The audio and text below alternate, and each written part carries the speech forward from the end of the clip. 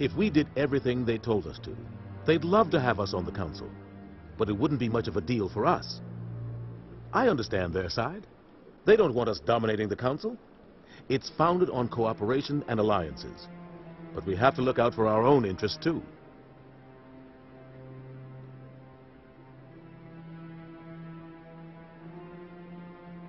Who cares if we get a seat on the council?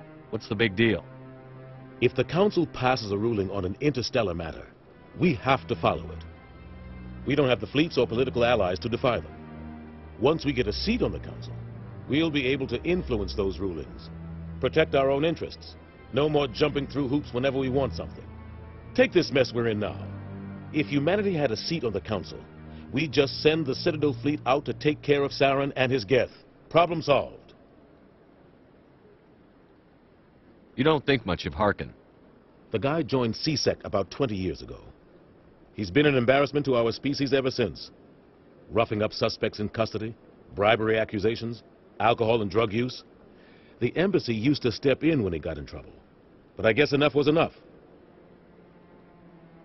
The guy's a scumbag. He should have been cut loose a long time ago. He was one of the first human C-Sec officers. Guess it would have looked bad if he got fired. A lot of backroom deals were worked out over the years to keep him on the force. Politics is a dirty business sometimes, but it looks like his time's run out. We've got enough humans in C-Sec now to stop protecting him. I thought this embassy was supposed to help humans. Harkin may be human, but he's also an ass. He's had more than his share of chances. If the embassy wasn't protecting him, he would have been fired 15 years ago. C-Sec is better off without him. I want to know more about the Spectres. They're not your typical government agency. They tend to work alone, behind the scenes. They take care of problems the Council can't. It's not easy preserving peace across an entire galaxy. The Council prefers to use diplomacy and negotiation. But sometimes more extreme measures are needed.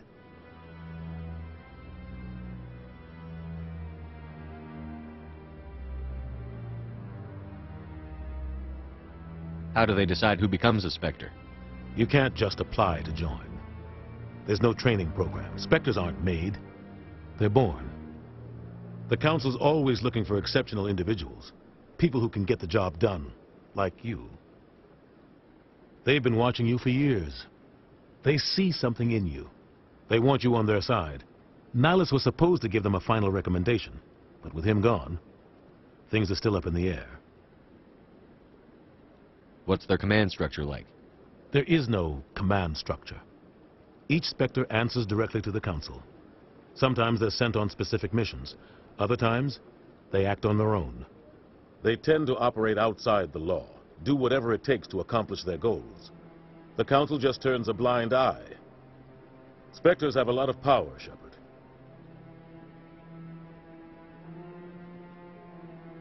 They sound like shadow operatives. Everything about them is classified. We don't even know how many there are. The latest Alliance estimate puts their numbers under 100. But the Council couldn't do its job without them.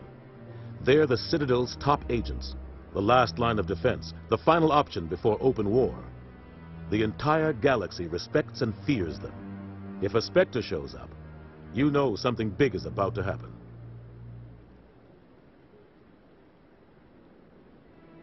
What happens when a Spectre goes rogue, like Saren? It doesn't happen often. The Council is careful when they select their candidates. But when something does go wrong, there's usually only one solution. Send another Spectre to bring the rogue agent down. Tell me more about the Shadow Broker. He's a necessary evil of galactic politics. Buying and selling information is a part of the game. And the Shadow Broker just happens to be the best player on the field. Always sells to the highest bidder. Doesn't get involved in politics, doesn't pick sides. A simple system, but it works. He's not a threat to anyone, not directly. He's just a resource we can use, or she is. Or maybe they are. Nobody really knows. Tell me about Barla Von. He specializes in moving large sums of money without leaving a paper trail. A financial genius, doesn't do anything illegal, but he knows all the loopholes. He's got an impressive client list. Ambassadors, diplomats, Spectres. That's probably why the Shadow Broker uses him. I should go. Good luck, Shepard. I'll be over in the ambassador's office if you need anything else.